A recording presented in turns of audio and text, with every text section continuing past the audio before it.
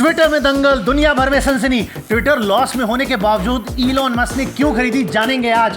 2021 में 1690 करोड़ का लॉस हुआ ट्विटर को, 2020 में 10,600 करोड़ का लॉस हुआ और पिछले 11 साल में 9 साल से लॉस में थी। उसके बावजूद $44 बिलियन में खरीदी।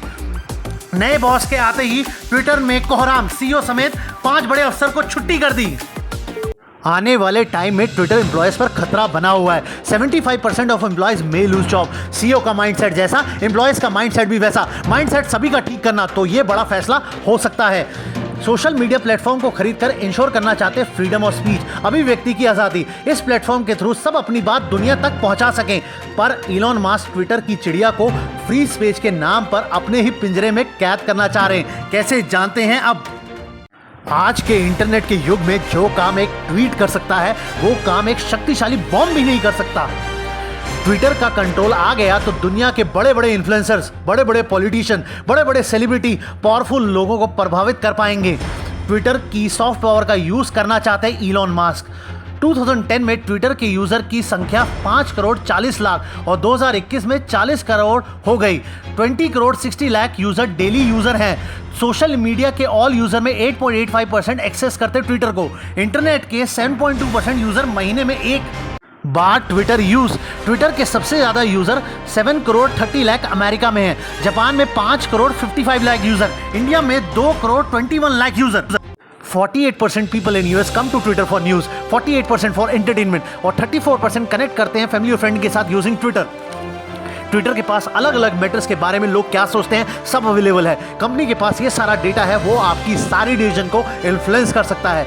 करोड़ों लोगों का डेटा फ्री में आ गया है इलॉन मस्क के पास। छोटे छोटे देश की सरकारों, वहां के समाज पर अपनी नीति के हिसाब से दबाव। सोशल मीडिया प्लेटफॉर्म सरकार बदल सकता है, समाज तोड़ सकता है, समाज को खास दिशा में ले जा सकता है। ये है सॉफ्ट पावर की बेनिफिट।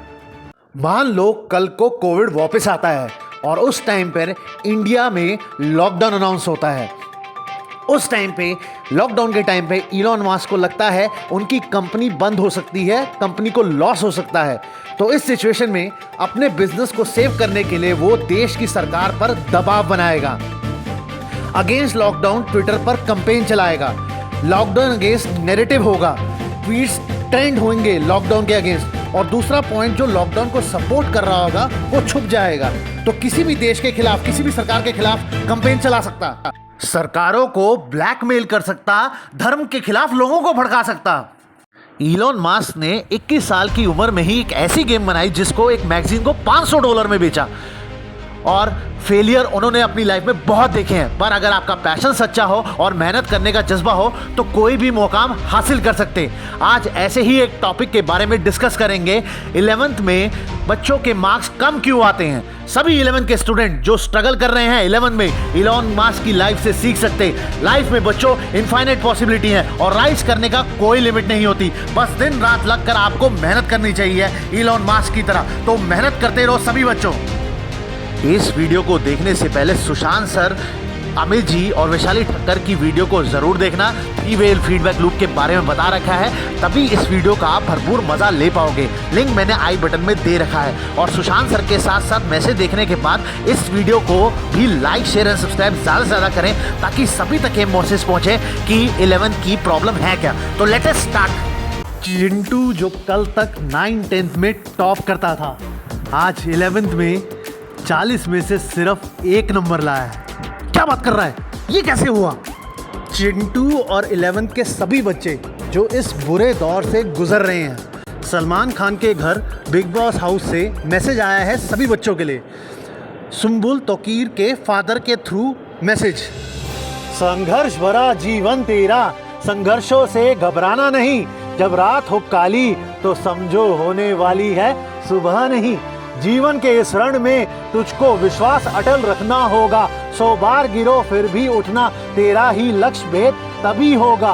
है अग्निपथ सा ये जीवन, तू निर्भीक निडर इस पर चल, चरण पखारेगी मंजिल, निश्चित होगी तेरी विजय, बस चलता चल बस चलता। ये आज हर घर की कहानी है। 11th के डिसमल स्कोर्स हर घर की कहानी। इस प्रॉब्लम को बहुत सीरियसली हम सभी को समझना पड़ेगा, तभी हम इसका सॉल्यूशन निकाल पाएंगे। 11th में मेरी परफॉर्मेंस भी बहुत डाउन रही थी। कुछ पेरेंट्स, कुछ रिलेटिव्स मामा जी, चाचा जी, नाना जी, दादाजी, जो सब 11th के दौर से गुजरे हैं और साइंस के बैकग्राउंड थे, हम सभी की परफॉर्मेंस 11 में डाउन रही, पर हमने रिकवर किया और दिन रात कड़ी मेहनत करके हमने IIT, NIT, DTU, NSUT जैसे रेप्यूटेड इंस्टीट्यूट से पढ़ाई की। मेरा सवाल ये है, अब जो जनरेशन आ रही है उसकी 11-12 की परफॉर्मेंस को कैसे इंप्रूव किया जाए, कैसे उसे IIT और नीट के लिए मोटिवेट किया जाए। हम सभी इस दौर से गुजरे हैं और हमारा फर्ज बनता है आने वाली जनरेशन को 11-12 IIT नीट के लिए मोटिवेट करना। आने वाली जनरेशन को IIT एम्स जैसे रेप्यूटेड कॉलेज में जाने के लिए अच्छे से तैयार करना। 10th से 11th में क्यों रिजल्ट ड्रॉप होता है? क्योंकि एक NCERT की किताब है, उससे अच्छी तरीके से रट्टा लगाओ, हर एक क्वेश्चन वहीं से आना है और नंबर ले जाओ। पर 11th में बहुत सारी books, SL Arora, Pradeep, SC Verma, NCERT, इतनी सारी बुक्स हैं और इतने सारे क्वेश्चंस प्रैक्टिस करने को होते हैं, और जो क्वेश्चन करते हैं उसमें से भी कई बार क्वेश्चन नहीं आता। और साथ साथ मजे की बात, 11-12 के साथ साथ बच्चों को इंजीनियरिंग, मेडिकल की प्रिपरेशन भी करनी पड़ती है, तो बहुत ही ज़्यादा चैलेंजिंग होती है 11-12। इन्हीं चैलेंजेस का सामना करने के लिए अभी मैं सौरव गांगुली, जो BCCI के प्रेसिडेंट हैं और फेमस क्रिकेटर और कैप्टन हैं, उनके इंटरव्यू की कुछ मजेदार बातें आपके साथ शेयर करूंगा। चैलेंजेस का सामना कैसे किया जाता है ये अब हम सीखेंगे। दादा से इंटरव्यू में पूछा गया, सारा स्टेडियम आपकी तरफ देख रहा है, सारी कंट्री आपकी तरफ देख रहा है और उस टाइम आप मैच हार जाओ तो कैसा फील होता है? दादा ने बोला, बहुत बुरा लगता है, but opportunity to bounce back next match में मिलती है। मंडे को हार भी गए तो थर्सडे को जीतेंगे। सबको इस साइकिल से गुजरना, गिरो, उठो, हारो, जीतो। सो एक नंबर आने पर भी चिंटू और सभी बच्चों, मौका मिलेगा, अगले टेस्ट में तुम टॉप भी करोगे। बस मेहनत करनी दिन रात और सभी को इस साइकिल से गुजरना, गिरो, उठो, हारो और जीतो। अब बारी चिंटू को समझाने की। चिंटू, माँ बाप हमेशा हमारे लिए कितना करते हैं, आज तेरा वक्त है उनके लिए कुछ करने का। तू तो एक नंबर ले आए चिंटू, तेरे एक नंबर से पूरे परिवार की इज्जत नीलाम हो गई है। ज़रा देख अपनी माँ की तरफ, शर्म से लाल हो गई हैं वो, घर से निकलना मुश्किल हो गया है उनका, सोसाइटी में थू थू हो गई है। चिंटू बस अब बहुत हो गया, परिवार की इज्जत वापस तू ही ला सकता है। पता है चिंटू, मम्मी जी को उनकी फ्रेंड्स परसों क्या बोल रही थी, क्या मजाक उड़ा रही थी, कैसी औलाद पैदा कर दी। ओ मम्मी जी को ऐसा बोल दिया, ओए ओ मम्मी जी को। मम्मी जी बहुत दुखी हैं चिंटू, बहुत ज़्यादा दुखी हैं चिंटू। अगर तू अपनी माँ से सच्चा प्यार करता है चिंटू तो मन लगा के पढ़ाई कर चिंटू, अपनी बेस्ट फॉर्म में आ जा चिंटू।